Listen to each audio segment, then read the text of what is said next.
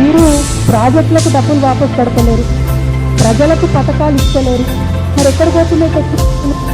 ఎందుకు రాష్ట్రం మీద అప్పులు తీసుకొచ్చి ఎక్కడికి మళ్ళీ ఇస్తున్నారు? దానికి కూడా ఒక ఆధారం చెప్తా, కాగితం వచ్చినట్టు ఇంకా బాగా చూపిస్తా. కానీ జరుగుతున్నది ఏంటంటే ఒక కొడంగల్ డిస్ట్రిబ్యూషన్ స్కీమ్ పెట్టారు ముఖ్యమంత్రి గారు, పెట్టి 2 సంస్థలకు ఇచ్చిరాదు.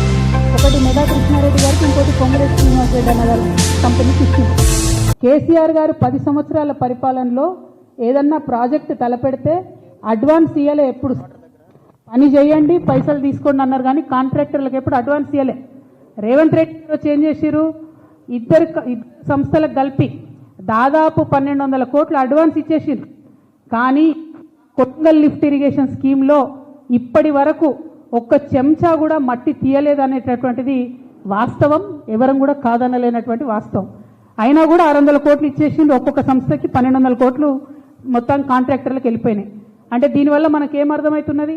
ఈయన అప్పు బయటకు వెళ్ళి తీసుకొస్తారు, ఆ తీసుకొచ్చిన అప్పు కాంట్రాక్టర్లకు పోతుంది, కాంట్రాక్టర్ల దగ్గరికి వెళ్ళి వీళ్ళకి వచ్చే కమిషన్లు వీళ్ళకి వస్తాయి.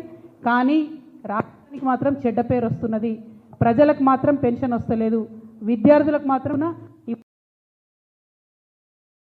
రేవంత్ రెడ్డి గారి, అవినీతి రెడ్డి గారికి మేము ఒక బిరుదు ఇద్దాం అనుకుంటున్నాం తెలంగాణ జాగృతి తరఫున. అంతకుముందు కాంగ్రెస్ పార్టీలో ఒక ఆయన ఉంటుండే పెద్ద నాయకుడు, ఆయనకు రాజా ఆఫ్ కరప్షన్ అని పేరుండే. ఈయననేమో రేవంత్ రెడ్డి గారు ఆ రాజా అని చెప్పారు, రాజులకే రాజు, బాద్షాంకే బాద్షా బన్ గయనో. ఏమి ఇవాళ బిరుదు మరి? రాజులకు రాజు అంటే చక్రవర్తి అంటారు. అందుకనే తెలంగాణ జాగృతి తరఫున ఇవాళ రేవంత్ రెడ్డి గారికి అవినీతి చక్రవర్తి అనేటటువంటి బిరుదుని ఇస్తున్నాం. ఈ అవినీతి చక్రవర్తి గారి అవినీతి భాగవతం అంతా మీకు తెలుసు. నేను సమాచారం లేకుండా మాట్లాడను, మీకు తెలుసు నేను ఆధారం లేకుండా మాట్లాడను. ఖచ్చితంగా ఒక 1.5 మంత్లో అవినీతి చక్రవర్తి గారి అవినీతి భాగవతం అంతా కూడా ఒక మంచి బుక్ వేసి తెలంగాణ ప్రజలందరూ కూడా జాగృతి తరఫున పంచడం జరుగుతుంది. ఇలా బాధ ఎందుకు అవుతుందంటే తెచ్చినటువంటి అప్పుతోని రాష్ట్రం బద్నాం అవుతుంది, కానీ అన్ని వ్యవస్థలు కుప్పగొలుతున్నాయి. విద్య, వైద్యం లాంటి మౌలికమైనటువంటి వ్యవస్థలు. ముఖ్యమంత్రి గారు సొంత జిల్లా పాలమూరు యూనివర్సిటీలో నిన్న పైసలు ఇస్తే కానీ ఫుడ్ పెట్టమని చెప్పి ఆడికెళ్ళి మెస్లకెళ్ళి వెళ్ళగొడితే విద్యార్థులు పోయి గేటు కాడ ధర్నా చేశారు. నిన్న కాకతీయ యూనివర్సిటీలో విద్యార్థులు ధర్నా, ఎందుకంటే ఇంటిగ్రేటెడ్ స్కూల్ కోసం మధ్యలో జాగా తీసుకుంటామని. ఇక స్కూల్ పిల్లల పరిస్థితి మీకు తెలుసు. ప్రైవేట్ బడ్జెట్ స్కూళ్లకు 150 కోట్లు ఇచ్చేది ఉంది, ఇయ్యలేదని పేద పిల్లల్ని వాళ్ళు బయటకు వెళ్ళగొట్టేటటువంటి పరిస్థితి ఉన్నది. 8,000 కోట్లు ఫీ రియంబర్స్మెంట్ బకాయిలు ఉన్నాయి. అంటే విద్యకు, వైద్యానికి కూడా ఎండబెట్టి మీరు కాంట్రాక్టర్ల కడుపు నింపుతున్నారు, కమిషన్లు తీసుకుంటున్నారు. కాబట్టే ఇవాళ మిమ్మల్ని అవినీతి చక్రవర్తి అని చెప్పి బిరుదిస్తూ ఉన్నాం.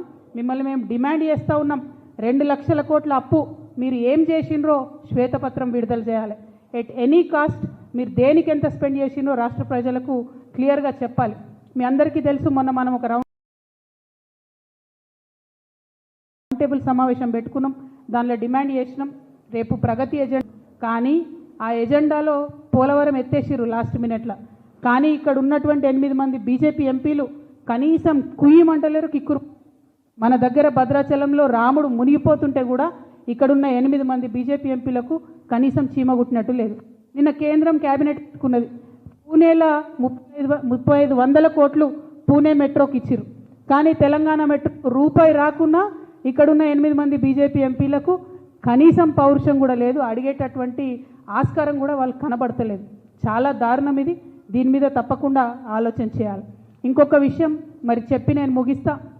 జూలై 6వ తారీఖు నాడు ఇక్కడ ప్రజాభవన్లో రేవంత్ రెడ్డి గారిది, చంద్రబాబు నాయుడు గారిది మీటింగ్ అయ్యి హైదరాబాద్ బిర్యానీ ఆయనకు పెట్టిన తర్వాత, ఈయన గోదావరి నీళ్ళన్నీ కట్టగట్టి గిఫ్ట్ లాగా ఆయనకి ఇచ్చిన తర్వాత, అదే జూలై 15 నాడు సెంట్రల్ గవర్నమెంట్ ఏజెన్సీతో బనకచెర్ల పోలవరం అనేటటువంటి లింకేజ్ ప్రాజెక్టు ప్రారంభమైంది.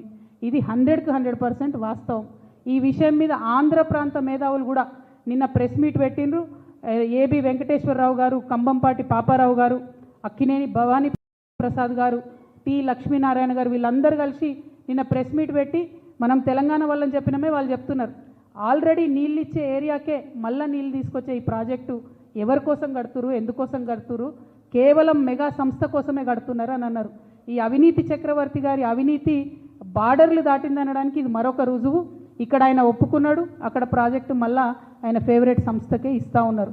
ఇవన్నిటి అంశాల మీద కూడా ముఖ్యమంత్రి గారు ప్రజలకు తక్షణమే వివరణ ఇవ్వాలి. ఈ రోజు వరకు తెచ్చిన అప్పు ఎంతనో చెప్పాలి.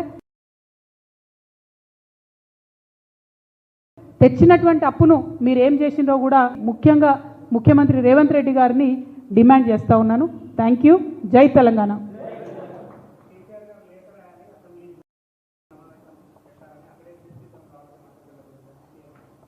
నేను మళ్ళా చెప్తున్నా, నిన్న కూడా చెప్పిన, కేసీఆర్ గారు కలలో కూడా తెలంగాణ ప్రజలకు ఏ విషయంలో కావచ్చు, ఆ నీళ్లు కావచ్చు, నిధులు కావచ్చు, నియామకాలు కావచ్చు, కలలో కూడా ఆయన తెలంగాణ ప్రజలకు అన్యాయం చేయబో. రెడ్డి గారు జూలై 6వ తారీఖు చంద్రబాబు నాయుడు గారితో తర్వాతనే కొత్తగా వచ్చినటువంటి project Polavaram Banakacherla linkage project. ఆయన చాలా తెలివిగా పెద్ద ఆయన చంద్రబాబు నాయుడు గారు అనుభవజ్ఞులు కాబట్టి వారి అనుభవం అంతా ఉపయోగించి గోదావరి కావేరీ లింకేజ్ అని 90% నిధులు కేంద్ర ప్రభుత్వం నుంచి రాబట్టి వాళ్ళు బనకచెర్ల ప్రాజెక్టు. కానీ మన ముఖ్యమంత్రి గారు మన నీళ్లు దోపిడీకి గురవుతున్నా కూడా కనీసం లేనటువంటి స్టేజ్లో మన ముఖ్యమంత్రి గారు ఉన్నారు. మరి ఆయన తొందరగా మేల్కొనాలి. అప్పుడే జూలై 2024లోనే పనులు అయితే ప్రారంభమైనాయి. ఇప్పుడు మేల్కొని మేము ఆపేస్తాం బనకచెర్లను అని చెప్పి గప్పలు కొడుతున్నారు మంత్రులు తప్పితే చేసిందేమీ లేదు. ఇప్పటి వరకు కూడా అపెక్స్ కౌన్సిల్ మీటింగ్ అడుగుతలేరు, మోడీ గారిని ప్రశ్నిస్తలేరు. సో 100% ఇది నాటకం తప్పితే నిజం కాదని చెప్పి నేను భావిస్తూ ఉన్నాను.